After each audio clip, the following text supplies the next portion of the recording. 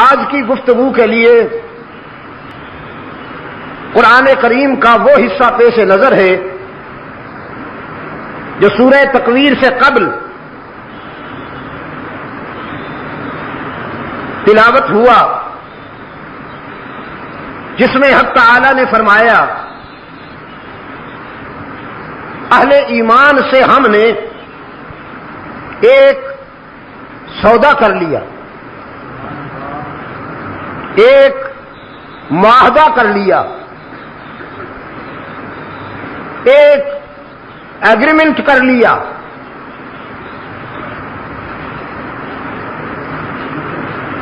کہ تمہارے مال اور تمہاری جانیں ہمارے سپرد اور ہماری جنت تمہارے قدموں میں۔ جب یہ معاہدہ ہو گیا تو اب وہ اپنی جانیں ہتھیلیوں پر لیے ہوئے، قیمت جو بہت بڑی ملی، کبھی اس تاجر کو دیکھیے جسے معلوم ہو کہ مارکیٹ میں میرے پرافٹ کا مارجن سب سے زیادہ ہوگا، اور پرافٹ تو کیا، میرا مال لینے والا مجھے اتنا عطا کرے گا کہ میرا دامن تنگ ہو جائے گا، میرے پاس اس کے عطا کردہ انعام کو سنبھالنے کے لیے ظرف بھی نہیں، جسے ان لمٹ مارجن کا یقین ہو، غیر محدود منافع کا یقین ہو، وہ تاجر کتنی خوشی میں اپنا مال مارکیٹ میں لاتا ہے۔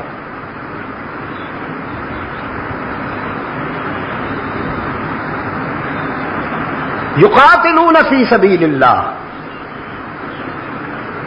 تو اہل ایمان کی جانیں اللہ نے خرید لی، اب وہ اپنی جانیں لیے پھرتے ہیں راہ حق میں لٹانے کے لیے۔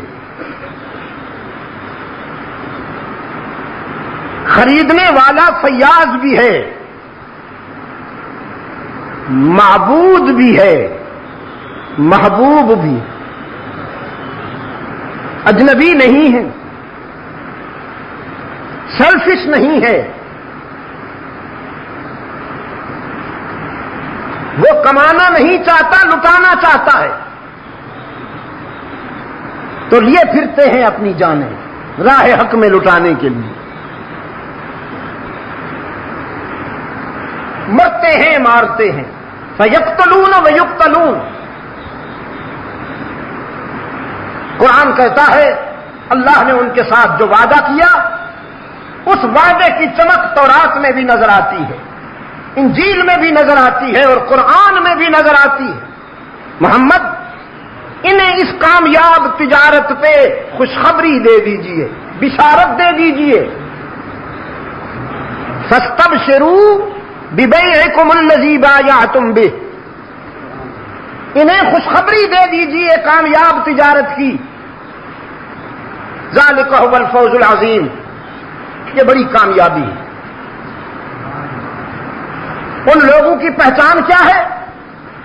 وہ تائبون ہیں، حامدون ہیں، سائحون ہیں، راکعون ہیں، ساجدون ہیں، حافظون ہیں، آمرون بالمعروف والناہون عن المنکر ہیں، اور حدود اللہ کے حافظون ہیں۔ یہ ان کی علامات ہیں، یہ ان کی نشانیاں ہیں۔ عزیز دوستو، یہ وہ طبقہ ہے، بہت غور فرمائیں گے آپ، بہت غور فرمائیں گے آپ، یہ وہ طبقہ ہے جو کائنات انسانی کی روح ہے، انہی کے لیے یہ کائنات سجائی گئی.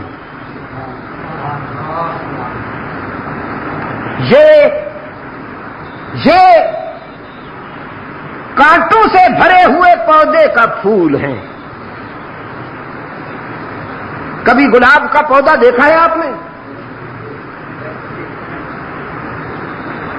اس کے پتے بھی کانٹوں میں الجھے ہوئے ہوتے ہیں.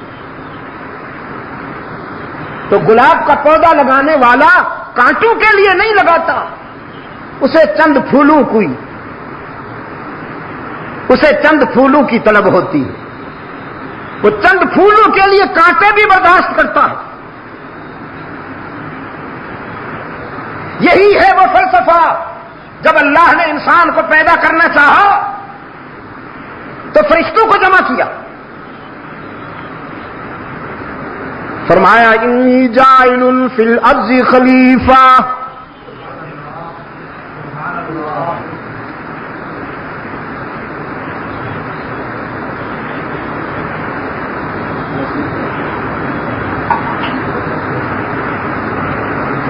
وَإِذْ قَالَ رَبُّكَ لِلْمَلَائِكَةِ إِنِّي جَاعِلٌ فِي الْأَرْضِ خَلِيفَةً. اور جب تیرے رب نے نوریوں سے کہا، کسے؟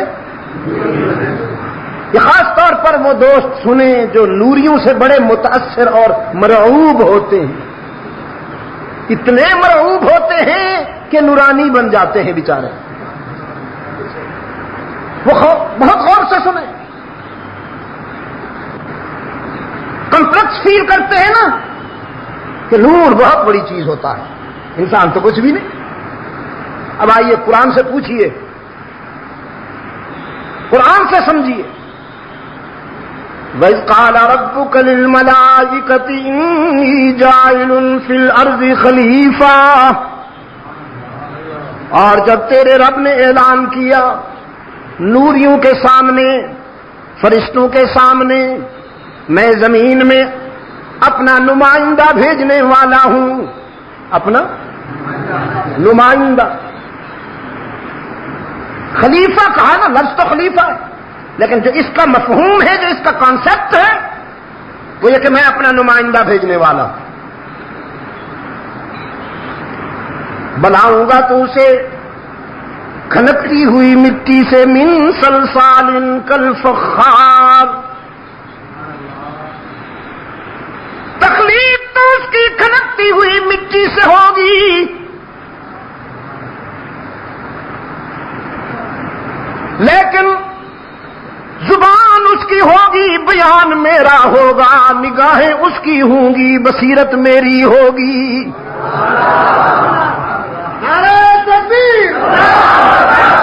زبان اس کی، بیان میرا، دماغ اس کا، دھیان میرا، دل اس کا، دھڑکنے میری، آنکھیں اس کی، بصیرت میری، زندگی اس کی، عشق میرا.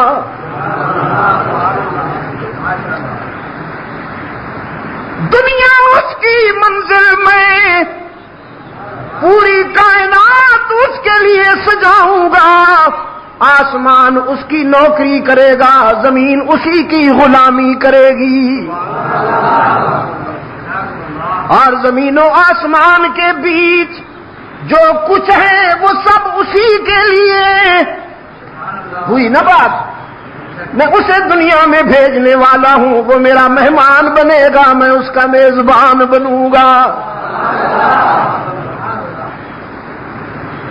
عجیب عجیب. تو یا اللہ اس کی فطرت کیا ہوگی؟ نوری کمپلیکس فیل کرنے لگے. بتائیے جا کے دسترخوان پہ بیٹھی ہوئی شخصیتوں کو،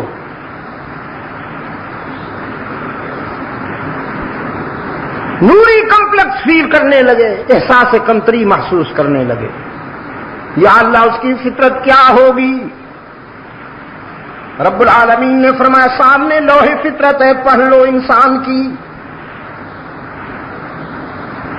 نوریوں نے جب لوح فطرت کو پڑھا، دیکھا قابیل حابیل کو قتل کر رہا ہے، ایک کانٹا۔ یہ کچھ دیر پہلے میں نے کہا تھا چند پھولوں کے لیے بہت سے کانٹے بھی گوارا کرنے پڑتے ہیں گلشن میں۔ قابیل حابیل کو قتل کر رہا ہے، فرعون بنی اسرائیل کے ہزاروں بچوں کو ذبح کر رہا ہے۔ فطرت کے آئینے میں نوریوں نے پڑھا، قارون جیسا کانٹا نظر آیا، فرعون جیسا کانٹا نظر آیا، حامان جیسا سفاک نظر آیا، ہلاکو چنگیز اور ہٹلر و مسولینی نظر آئے۔ قالوا اتجعل فيها من يفسد فيها ويسفك الدماء۔ نوریوں نے عرض کیا، یا رب تو ایسی مخلوق کیوں پیدا کرتا ہے جو فساد مچائے، خون بہائے؟ ہم نے خود دیکھا، نحن نسبح بحمدک ونقدس لک، ہم جو تیری تسبیح کرنے والے ہیں، ہم جو تیری تقدیس کرنے والے ہیں، ہمیں تو اور کچھ کرنا ہی نہیں۔ انہیں کھانے کی فکر، ہم کھانے سے پاک، انہیں پینے کی فکر، ہم پینے سے پاک، انہیں تجارت زراعت اور ملازمت کی فکر، ہم ان سارے تکلفات سے پاک، تو پھر آپ ایسی مخلوق کیوں بناتے ہیں؟ رب العالمین نے فرمایا عالم ما لا تعلمون۔ بڑا پیچیدہ سوال تھا لیکن اپنی حکمت کے مطابق جواب دیا، یہ راز ہے تم نہیں جانتے، میں جانتا۔ تم نے کانٹوں کو دیکھا نہ پھولوں کو نہیں دیکھا،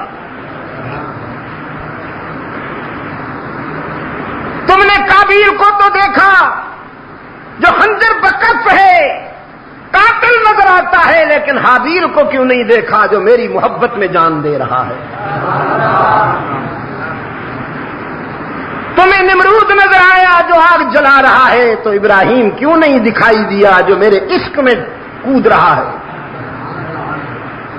تمہیں فرعون نظر آیا، تم نے کلیم کو نہیں دیکھا، نیگیٹو کو دیکھا نا، پازیٹو کو نہیں دیکھا، کانٹوں پہ نظر پڑی، پھولوں کو نہیں دیکھا۔ یہ میں نے اس لیے محنت کی ہے کہ یہ لوگ روح انسانیت ہیں،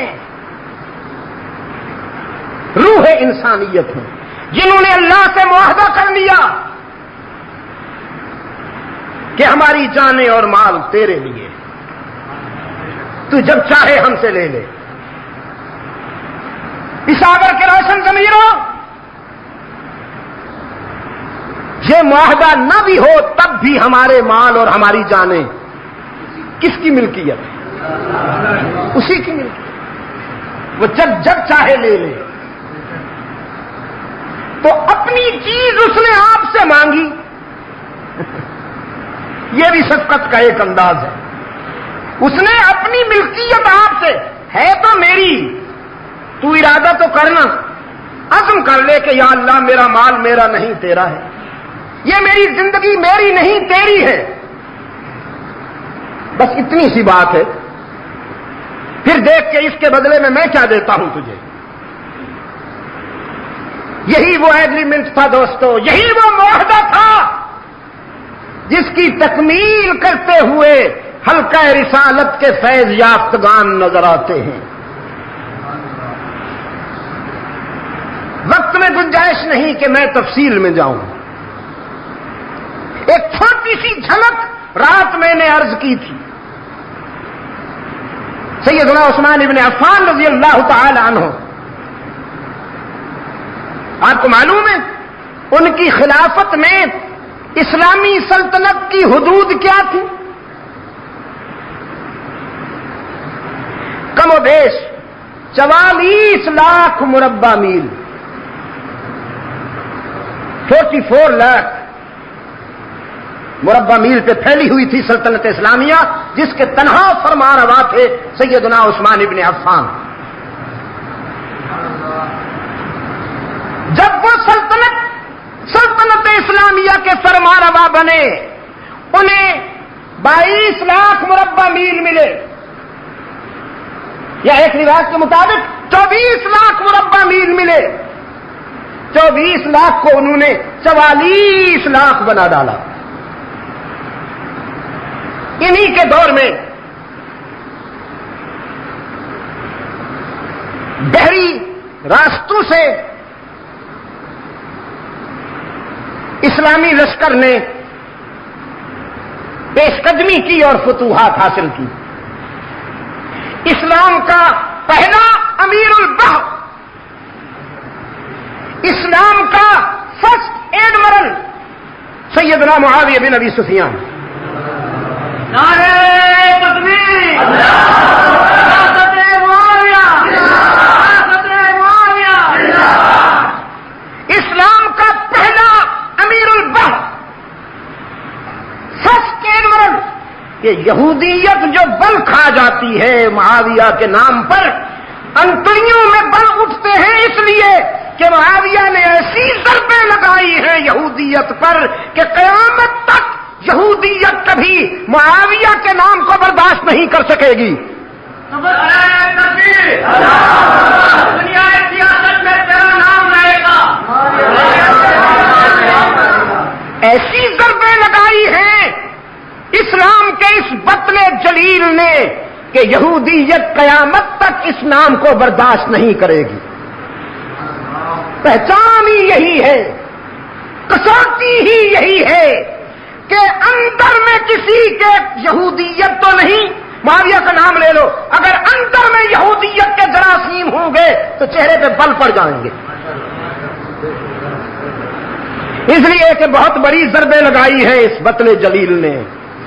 50 محاذوں پر قیادت کی ہے اسلام کے لشکر، 50 محاذوں پر۔ میر انیس کا مرثیہ نہیں ہے، کسی پروفیشنل شاعر کا لکھا ہوا لوحہ نہیں ہے، یہ تاریخ کی وہ صداقتیں ہیں کہ دشمنان اسلام بھی اس کا انکار نہیں کر پائے۔ 50 محاذوں پر اسلامی لشکر کی قیادت کی ہے معاویہ بن ابی سفیان نے، کسی ایک میں بھی شکست نہیں ہوئی، کسی ایک میں بھی شکست نہیں ہوئی۔ یہ ہے سیدنا عثمان ابن عفان کے دور کا ایک پہلو۔ سیلاب ہے فتوحات کا، ہر طرف عساکر اسلامی فتح و کامیابی کے پرچم لہراتے ہوئے نظر آتے ہیں۔ یہودیت کے خریدے ہوئے تخریب کار، یہودی سرمایہ کے نمک خار، دہشت گرد اور تخریب کار، انہوں نے حضرت معاویہ کے خلاف تحریک چلائی، سیدنا عثمان کے خلاف تحریک چلائی۔ سب سے پہلا نشانہ بنتے ہیں تحریک منافقت کا سیدنا عثمان ابن عفان۔ یہ وہ پہلا حادثہ ہے، یہ وہ پہلا حادثہ ہے جس سے پھر بے شمار حادثات جنم لیتے ہیں۔ جمل میں 12,000، صفین میں 80,000 انسان مارے گئے۔ سیدنا علی المرتضیٰ رضی اللہ تعالیٰ عنہ پہ ذمہ داری آئی امت مسلمہ کی قیادت کی، لیکن ان کا پورا دور خلافت اسی اضطراب مسلسل میں گزرا، ہوم ٹینشن میں گزرا۔ منافقین کبھی ادھر آگ لگاتے ہیں، کبھی ادھر آگ لگاتے ہیں۔ منافقت کے لیے یاد رکھنا، میرے الفاظ امانت ہیں، منافقت کے لیے منافرت ضروری۔ کیا کہا میں نے؟ منافقت کے لیے منافرت ضروری ہے۔ جب تک منافرت نہ ہو اس کی مارکیٹ نہیں چلتی۔ وہ منافرت کی بنیاد پر مارکیٹ چلاتا ہے، اپنی لوگوں کو لڑاتا ہے، آگ لگاتا ہے۔ جب اس کی مارکیٹ بنتی ہے، سیدنا علی رضی اللہ تعالی عنہ ادھر بجھاتے ہیں تو ادھر آگ لگ جاتی ہے، ادھر بجھاتے ہیں تو ادھر آگ لگ جاتی ہے۔ کم و بیش 4.5 سال اسی اضطراب میں گزرتے ہیں۔ بالآخر وہ خود بھی انہی منافقین کا نشانہ بن جاتے ہیں۔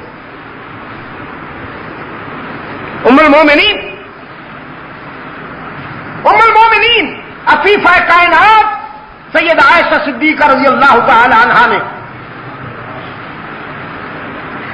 اپنے روحانی بیٹے حضرت علی رضی اللہ تعالی عنہ سے کہا تھا، بیٹا میں تجھے منافقین کی جلغار سے نکالنے آئی ہوں، میں تجھے منافقین کی جلغار سے نکالنے آئی ہوں۔ یہ وہ درندہ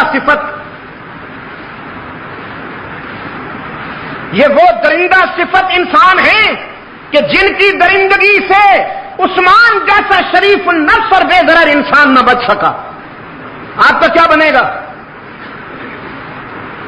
سیدنا علی رضی اللہ تعالی عنہ نے فرمایا مجھے مہلت دیجیے، میں اصلاح احوال کے لیے مہلت چاہتا ہوں۔ لیکن وہی ہوا جس کا اندیشہ تھا کہ منافقت کے سانپ نے اسلام کے ایک اور فرزند کو بھی ڈس لیا۔ سیدنا علی رضی اللہ تعالی عنہ کوفہ کی جامع مسجد میں شہید کر دیے گئے، ہجرت کے 40ویں سال۔ کیا کہا میں نے؟ 40ویں سال۔ ان کے بعد ان کے بڑے فرزند سیدنا حسن ابن علی رضی اللہ تعالی عنہما ان کے جانشین بنے۔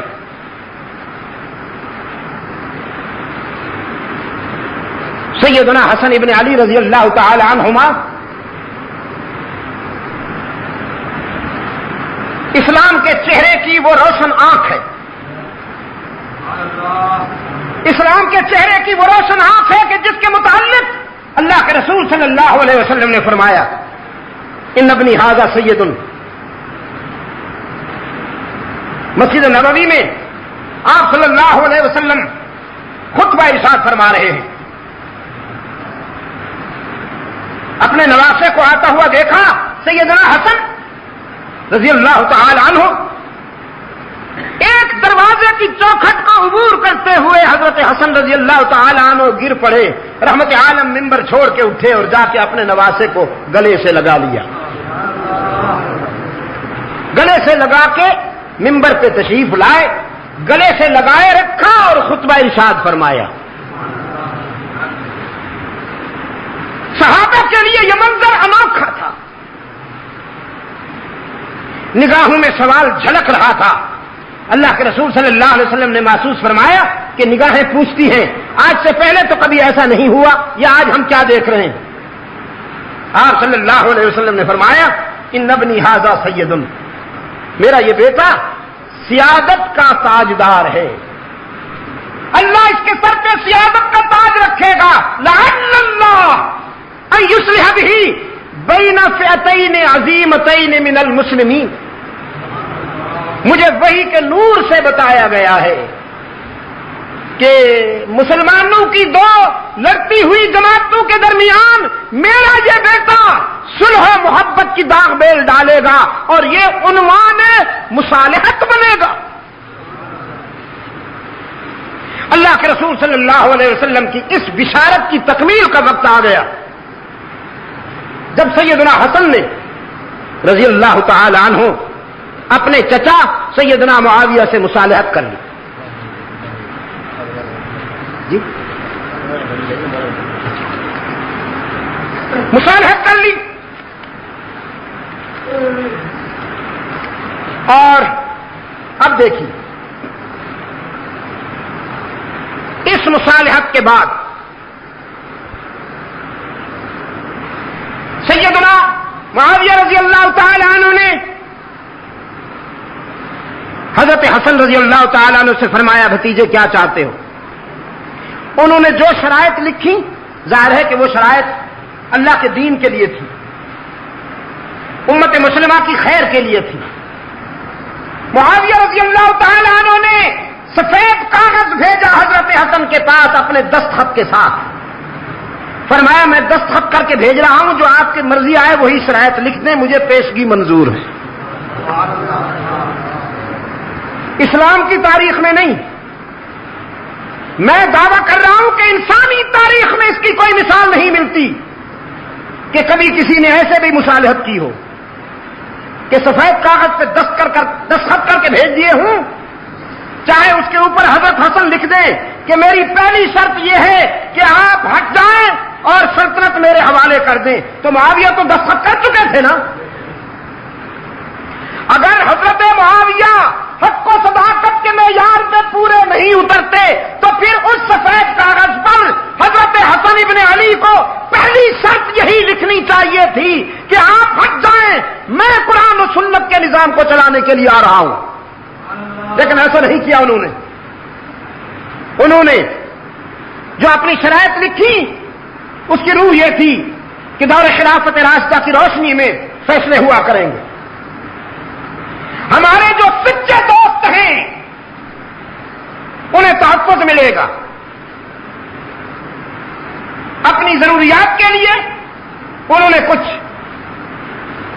سالانہ اخراجات کا بھی ایک تخمینہ لکھا جسے منظور کر لیا گیا. منظور تو کیا کیا جانا تھا، وہ تو پہلے ہو چکا تھا. اب اس کے بعد 41 ہجری کے بعد حضرت حسن رضی اللہ تعالیٰ عنہ تقریباً 6.5 سال زندہ رہتے ہیں.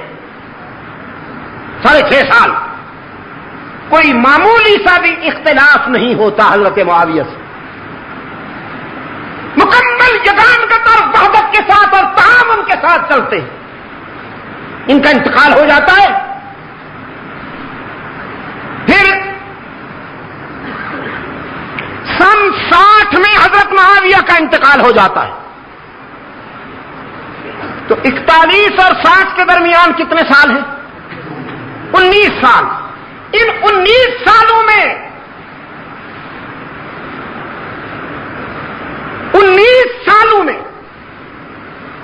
19 واقعات تو کیا، ایک بھی واقعہ ایسا نہیں کہ کبھی سیدنا حسین رضی اللہ تعالی عنہ اور حضرت معاویہ کے درمیان کوئی اختلاف ہوا ہو یا ٹینشن ہوئی ہو. اگر ہوئی ہو تو دکھائیے، کسی بھی کتاب میں دکھائیے کہ حضرت حسین رضی اللہ تعالی عنہ اور سیدنا معاویہ کے درمیان کوئی ٹینشن ہوئی ہو. نہیں. سیدنا معاویہ رضی اللہ تعالی عنہ کے انتقال سے پہلے امت مسلمہ کے جو صاحب الرائے روشن ضمیر بزرگ تھے ان کی مشاورت ہوئی، اور اس مشاورت کی روشنی میں یہ طے ہوا کہ آئندہ قیادت کا بوجھ اور ذمہ داری ابن معاویہ پہ ڈالی جائے. یہ 58 کی بات ہے. مجھے افسوس ہے، میں بڑے دکھ کے ساتھ یہ بات کہہ رہا ہوں کہ دینیات کا جو چیپٹر اس وقت پڑھایا جا رہا ہے اسکولوں میں، اس میں یہ جھوٹ لکھا ہوا ہے، یہ افترا کیا گیا ہے، یہ بہتان لکھا ہوا ہے کہ معاویہ نے اپنے بیٹے کو بادشاہ بنانے کے لیے امت کو دھوکہ دیا.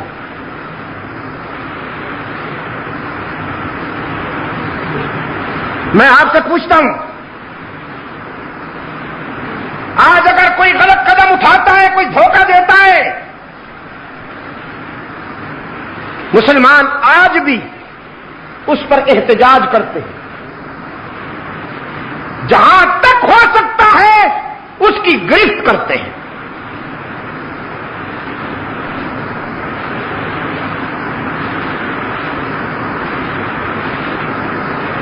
آج ہمارے دوست جن کے پاس اقتدار ہے وہ محاسبے کا عمل جاری کر رہے ہیں کہ پچھلے دور میں حکمرانوں نے جو کچھ کیا ان کا حساب لیا جائے گا. پھر جب یہ جائیں گے تو جو اگلے آئیں گے وہ ان کا محاسبہ کریں گے. میں آپ سے پوچھتا ہوں، سیدنا معاویہ رضی اللہ تعالی عنہ نے خدا نخواستہ جس طرح کے دینیات کے اس چیپٹر میں جھوٹ لکھا ہوا ہے، ایسا کوئی قدم اٹھایا ہوتا امت کبھی انہیں معاف نہ کرتی. یہ اس دور کے راوی کو تو دکھائی دیا، اس دور کے گروہی عصبیت کے بیمار مورخ کو تو دکھائی دیا، لیکن اس وقت جو کروڑوں کی تعداد میں مسلمان تھے انہیں کیوں نہیں دکھائی دیا؟ مکمل اتحاد کے ساتھ فیصلہ ہوا، مکمل اتحاد کے ساتھ فیصلہ ہوا. اور بیٹے کو نامزد کرنا میں تسلیم کرتا ہوں کہ سنت شیخین تو نہیں لیکن حرام بھی نہیں. اگر باپ کے بعد بیٹے کا برسر اقتدار ہونا حرام ہوتا تو پھر سیدنا علی رضی اللہ تعالی عنہ کے بعد سیدنا حسن کبھی یہ ذمہ داری قبول نہ کرتے. انہوں نے یہ ذمہ داری قبول کر کے عملاً ثابت کر دیا کہ باپ کے بعد اگر بیٹے میں صلاحیت ہے تو اقتدار کی ذمہ داری سنبھالنا حرام نہیں ہے. قابل ذکر 5 حضرات نے اختلاف کیا تھا. سیدنا ابو بکر صدیق رضی اللہ تعالیٰ عنہ کے بڑے بیٹے حضرت عبد الرحمن نے، سیدنا عمر رضی اللہ تعالیٰ عنہ کے بیٹے حضرت عبداللہ نے، حضرت زبیر کے بیٹے حضرت عبداللہ نے، حضرت عباس کے بیٹے حضرت عبداللہ نے، اور حضرت علی رضی اللہ تعالیٰ عنہ کے فرزند سیدنا حسین ابن علی رضی اللہ تعالیٰ عنہم. حضرت عبد الرحمن ابن ابو بکر رضی اللہ تعالیٰ عنہ کا سن 60 سے پہلے انتقال ہو گیا. عبداللہ بن عمر رضی اللہ تعالیٰ عنہ اور عبداللہ بن عباس رضی اللہ تعالیٰ عنہ نے بعد میں بیعت کر لی. بچ گئے 2 حضرات، عبداللہ بن زبیر اور سیدنا حسین ابن علی رضی اللہ تعالیٰ عنہ. حضرت معاویہ کے انتقال کے بعد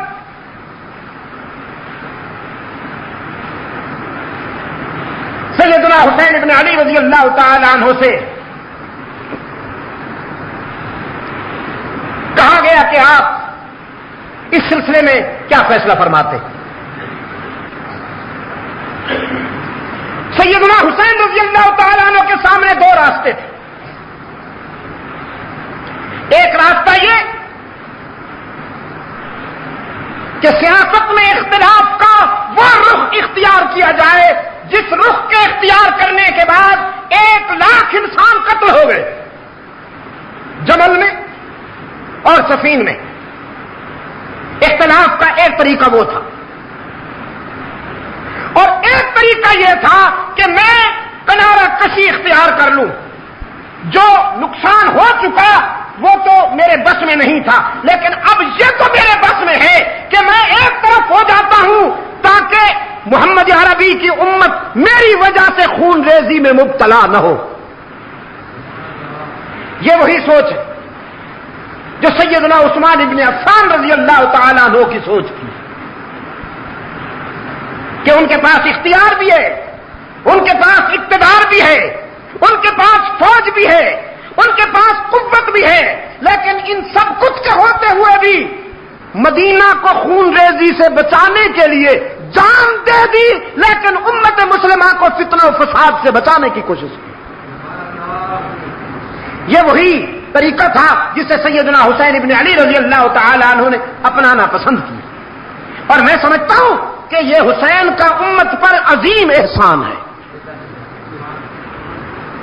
میں آج پورے وثوق سے کہتا ہوں کہ اگر حضرت حسین رضی اللہ تعالیٰ عنہ مقابلے میں آ کر، جس طرح آج کل مقابلہ ہوتا ہے لیڈروں کا، اگر سیدنا حسین مقابلے میں آ کر امت مسلمہ کو دعوت دیتے کہ تم میرا ساتھ دو، تو خدا کی قسم امت کا 90% حضرت حسین کے ساتھ ہوتا.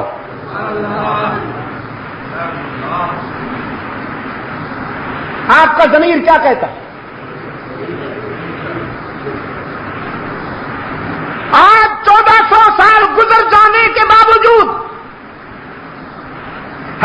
دلوں میں جتنی محبت جتنا پیار سیدنا حسین کے لیے ہے، خلفائے راشدین کے بعد وہ پیار کسی اور کے لیے نہیں۔ یہ صرف میری بات نہیں ہے، میرا خیال یہ ہے کہ ہر مسلمان کے احساسات یہی ہیں۔ اگر اس وقت حضرت حسین رضی اللہ تعالیٰ عنہ تقابل کا راستہ اختیار کرتے تو میرا ضمیر کہتا ہے کہ امت کا 90% ان کا ساتھ دیتا، کہ وہ زخمی سانپ جسے حضرت علی رضی اللہ تعالیٰ عنہ نے پاؤں رکھ کے کچلا تھا، وہ خارجی بے ایمان، وہ منافقین جن کے ہزاروں دہشت گردوں اور تخریب کاروں کو سیدنا علی رضی اللہ تعالیٰ عنہ نے اپنے دور خلافت میں ٹھکانے لگا دیا تھا، انہوں نے دیکھا کہ موقع بڑا مناسب ہے، خطوط لکھے، سیدنا حسین کو دعوت دی۔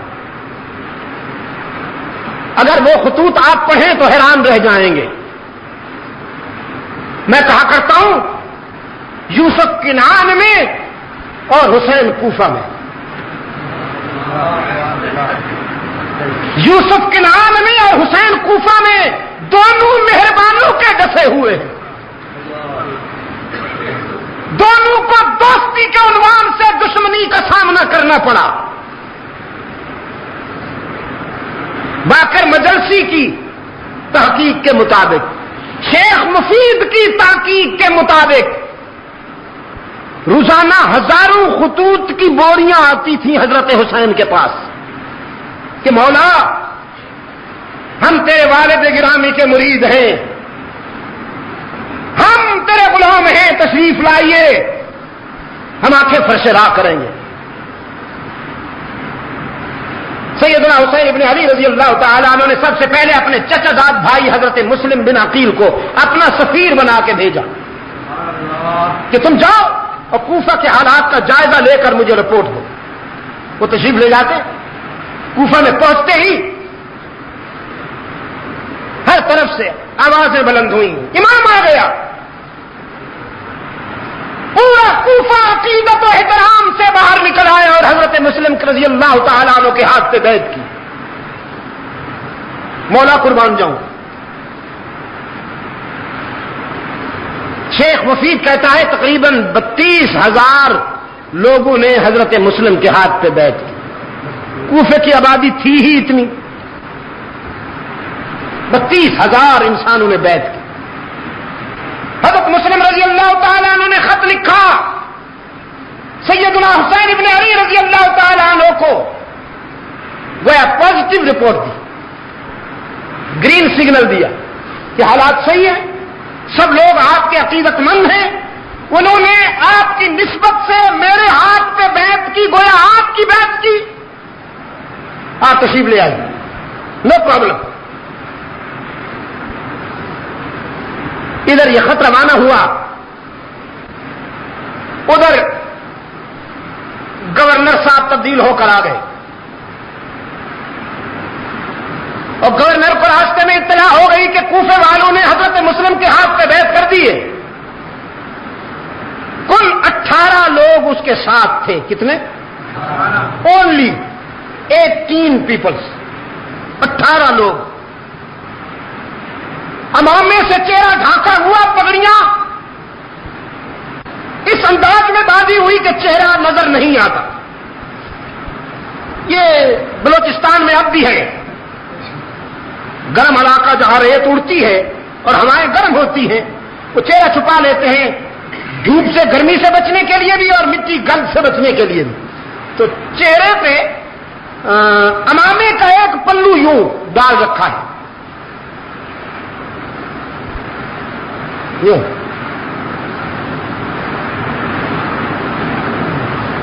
اب کوفہ والوں نے سمجھا کہ حسین آ گیا، کیونکہ چہرہ نظر نہیں آتا، انتظار تو تھی۔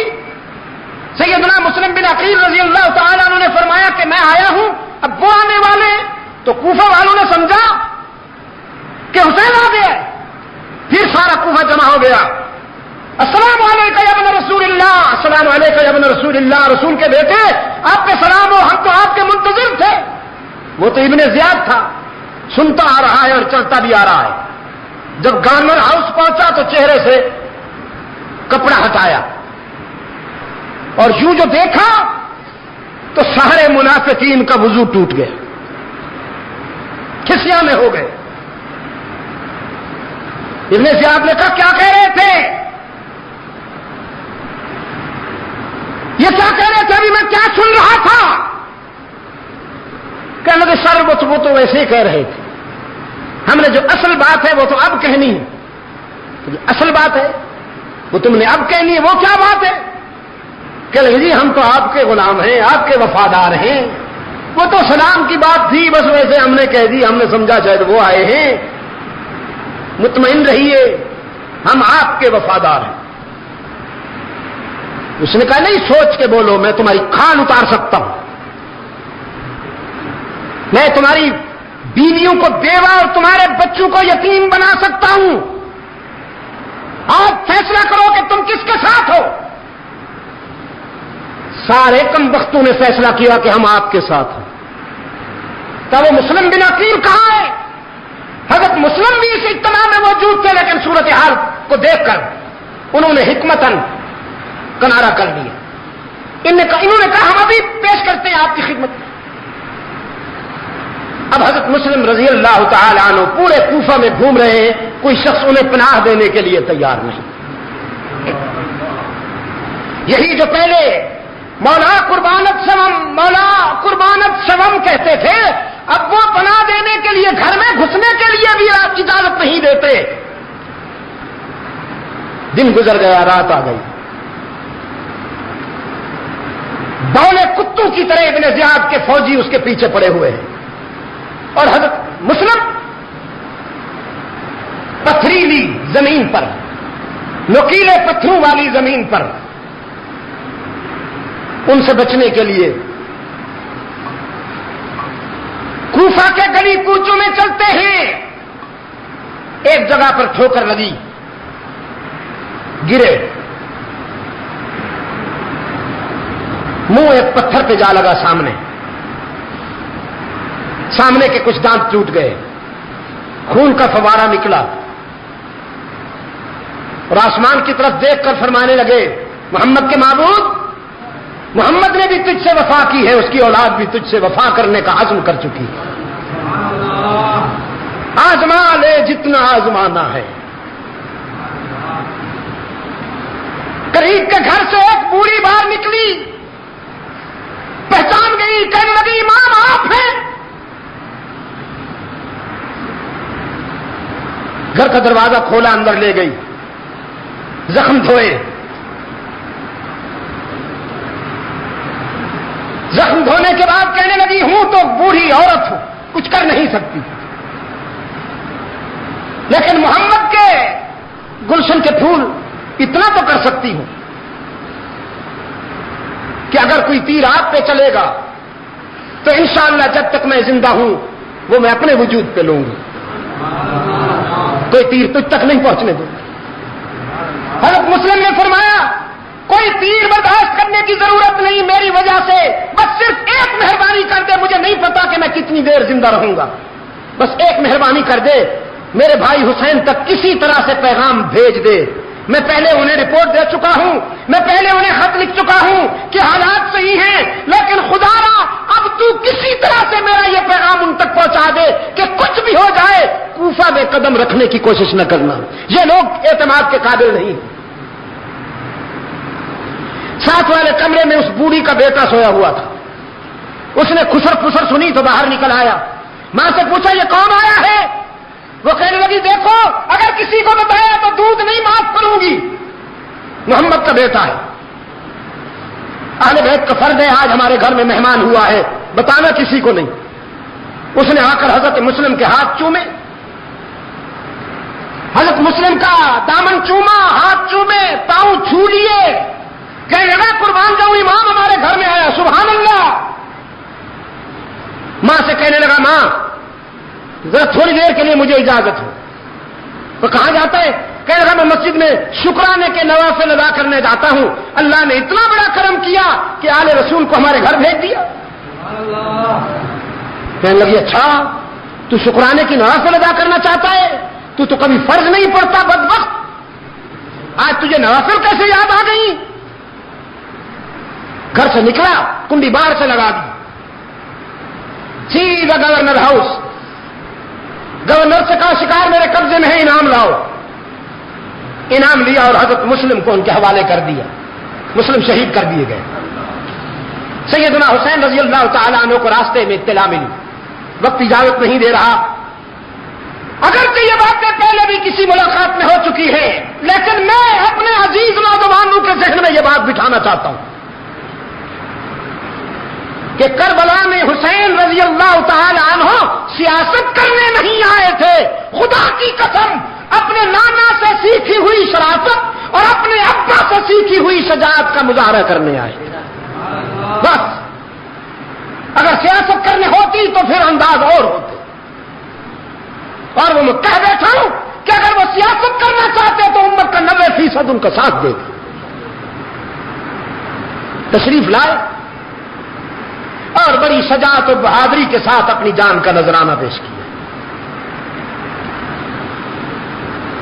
آج ہم حسین کو دیکھتے رضی اللہ تعالی عنہ، آج ہم عثمان کو دیکھتے رضی اللہ تعالی عنہ، آج ہم سیدنا علی کو دیکھتے ہیں رضی اللہ تعالی عنہ، آج ہم سیدنا فاروق اعظم کو دیکھتے ہیں رضی اللہ تعالی عنہ، آج ہم سیدنا طلحہ اور زبیر کو دیکھتے ہیں۔ یہ گلشن اسلام کے وہ رنگین پھول ہیں کہ جن کا سراپا خون شہادت سے رنگا ہوا ہے، ہم ان میں سے کسی کو بھی افسردہ نہیں پاتے۔ قرآن کے آئینے میں ہمیں ان میں سے کوئی ایک بھی نروس نظر نہیں آتا، اس لیے کہ اللہ نے انہیں اس انجام کی روشنی میں بشارت دی ہے، غم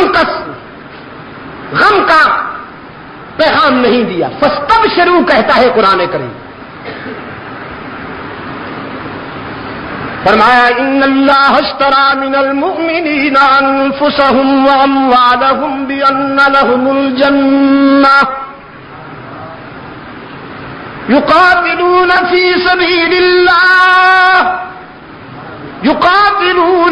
سبيل الله فيقتلون ويقتلون وعدا عليه حقا في التوراة والإنجيل والقرآن فمن أوفى بعهده من الله فاستبشروا، کیا کہا؟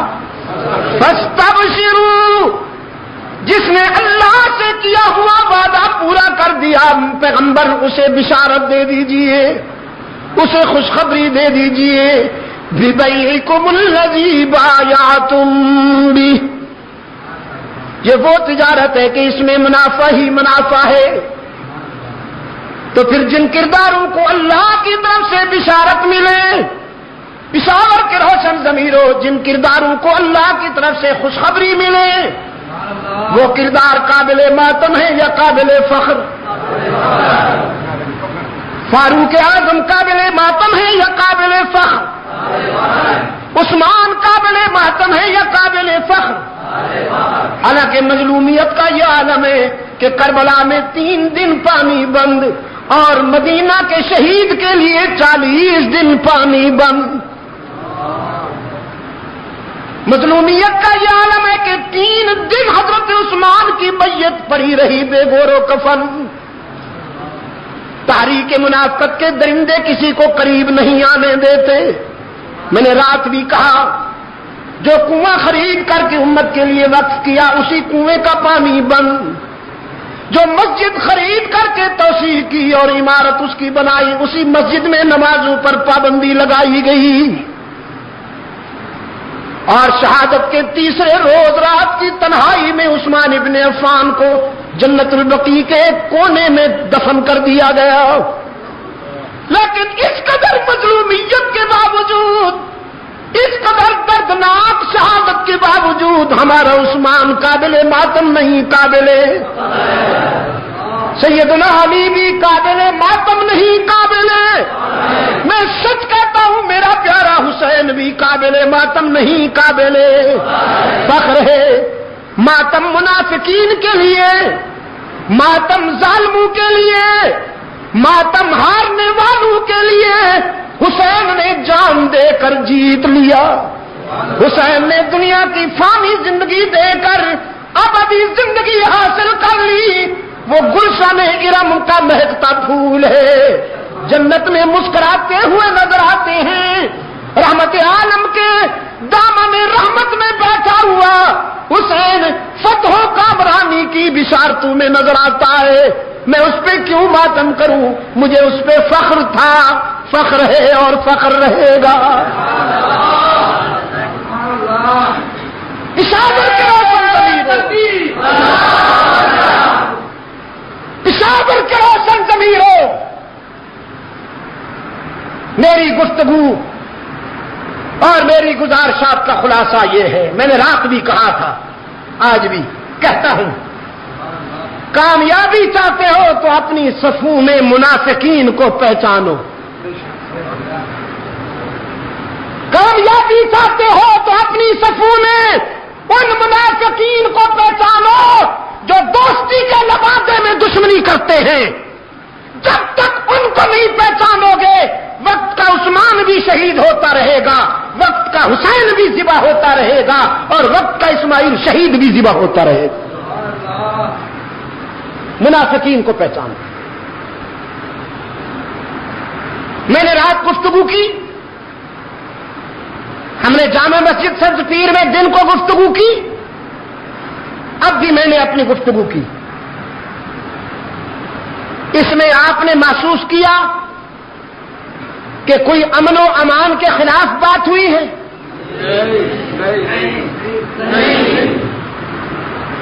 تو پھر انتظامیہ کے ذمہ دار حضرات بھی لکیر کے فقیر نہ بنا کریں۔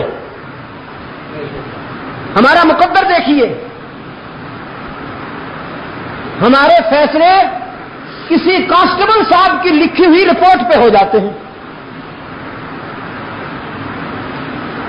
وہ جو لکھ کے بھیج دے بس ایسے سمجھا جاتا ہے کہ یہ وہی ہے، یہ قرآن کی آیت ہے۔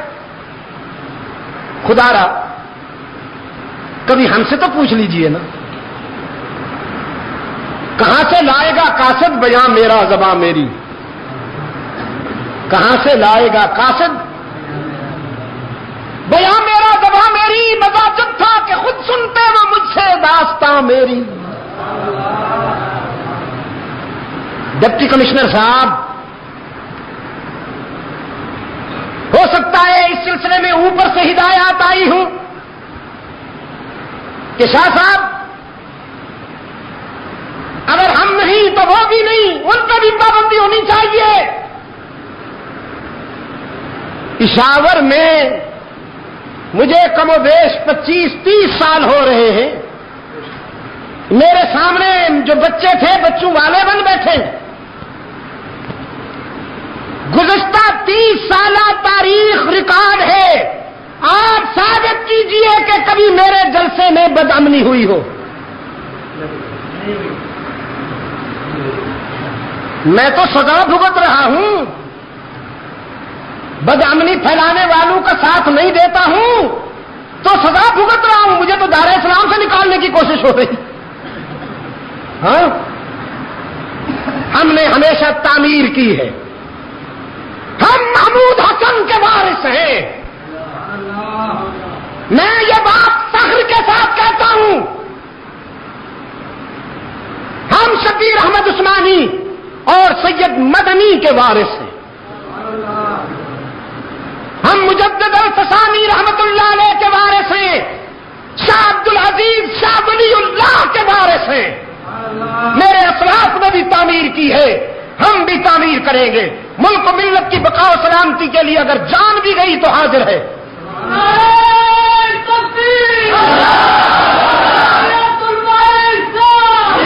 ہمارا ایک دشمن تھا اور ہمارا وہ دشمن ہے، وہ ہے تن کا گورا من کا کالا انگریز ہم نے انگریز کی بات نہیں مانی تو آپ بھی ہمیں سزا دینا چاہتے ہیں؟ میری یہ کیسٹ آپ سنیں گے مجھے پتا ہے، سنیے، میری دوسری کیسٹ بھی منگوا کے سنیے، پھر فیصلہ کیجئے اپنے ضمیر سے پوچھ کر کہ ہم تخریب کرتے ہیں یا تعمیر کرتے ہیں۔ اس لیے آئندہ ہمارے بارے میں آپ جب کوئی فیصلہ کیا کریں تو ایک مسلمان بھائی کی حیثیت سے ہم سے بھی مشورہ کر لیا کریں، انشاءاللہ ہم مل کر اس ملک کی خدمت کریں گے۔ میں بھی اس ملک کا خادم ہوں، آپ بھی اس ملک کے خادم ہیں۔ آپ میں اور مجھ میں فرق یہ ہے کہ میں بغیر کسی تنخواہ کی خدمت کر رہا ہوں اور آپ کو قوم تنخواہ دے رہی ہے۔ ہمیں پہچانیے، ہم آپ کے خیال میں، آپ کے فکر میں معلوم نہیں کیا ہے، لیکن ہمارا ریکارڈ پڑھیے۔ البتہ میں یہ ضرور کہتا ہوں کہ اگر آپ کسی تخریب کار سے پوچھیں گے تو اس کی رائے ہمارے بارے میں صحیح نہیں ہوگی۔ کوئی تخریب کار ہمیں اچھا نہیں کہہ سکتا، اس لیے کہ ہم اس کے اعلی کار نہیں بنتے۔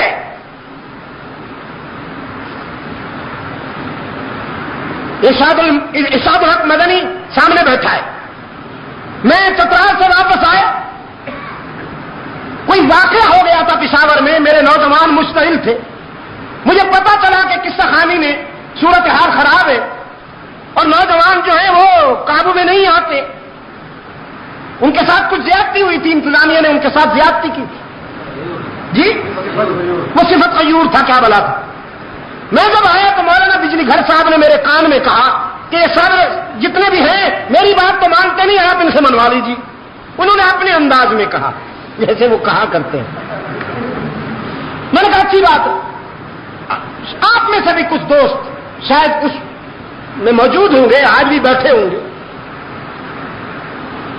میں نے 15 منٹ آپ سے گفتگو کی تھی، اس کے بعد میں نے آپ سے کہا تھا کہ آؤ چلتے ہیں، پھر ہم نے تھوڑا سا واک کیا تھا، امن واک، ہاں سکارنا چوک تک امن واک کیا تھا ہم نے، اور سکارنا چوک پہ جا کر میں نے اپنے مطالبات بھی ریپیٹ کیے تھے، ہم نے اپنی بات بھی رکھی تھی، لیکن آپ سے بھی میں نے کہا تھا کہ پرامن طریقے سے اپنے گھروں کو چلے جاؤ، یاد ہے؟ اسلام آباد میں انتہائی سنگین صورتحال تھی، پورے ملک سے آئے ہوئے تھے نوجوان ختم نبوت کی تحریک کے حوالے سے، لال مسجد میں اجتماع، کسی کی بات نہیں مان رہے تھے وہ نوجوان، تو بزرگوں نے مجھے حکم دیا، میں نے وہاں آ کر اس مجمع پر کنٹرول کیا، ان کو بات سمجھائی، اور میں نے ان سے کہا جو میرے ساتھ محبت کرتے ہیں وہ ہاتھ اونچا کریں۔ وہ بیچارے تو سب نے کہا جی ہم آپ، میں نے کہا اچھا تو میرے ساتھ محبت کرتے ہو تو میرے پیچھے آؤ۔ کچھ دیر میں ان کو لے چلا اور بالآخر ایک مسجد میں جا کر ہم نے دعا کی، اور اسی طرح وہ جو خطرناک صورتحال تھی پولیس نے بھی پوزیشن سنبھال لی تھی، مجھے پتا تھا کہ یہ نوجوان آگے بڑھیں گے تو گولیوں کا سامنا کرنا پڑے گا اور شہدائے ختم نبوت کی تعداد میں اضافہ ہوگا، لیکن میں نے کنٹرول کیا، اس کو سمجھایا صورتحال کیا ہے، آپ ہمیں ڈائلاگ کرنے دیں۔ اس لیے ہمیں پہچانیے، ہم اس ملک کے دوست ہیں، اس ملک کی بقا و سلامتی ہمیں سب سے زیادہ عزیز ہے۔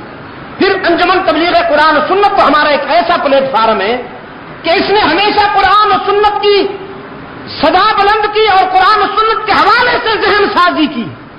یہاں ذہنی بیماروں کا علاج ہوتا ہے، یہ ایک طرح کی ڈسپنسری ہے، ایک طرح کا ہاسپٹل ہے۔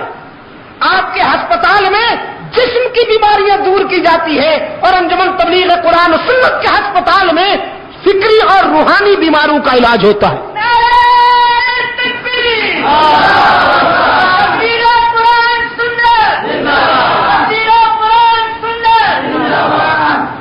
اللهم صل على سيدنا محمد النبي الأمي وعلى آله وأصحابه وبارك وسلم. ربنا آتنا في الدنيا حسنة وفي الآخرة حسنة وقنا عذاب النار. اے اللہ عالم اسلام کی مدد فرما، مسلمان جہاں کہیں مظلوم و مجبور ہیں ان کی دستگیری فرما. فلسطین، Afghanistan, Kashmir, Bosnia, Somalia, Burma اور انڈیا کے تمام مسلمانوں کے اے اللہ مدد فرما. پاکستان کو قرآن و سنت پر مبنی آئین عطا فرما. اے اللہ اس سرزمین کو امن و سلامتی کا گہوارہ بنا.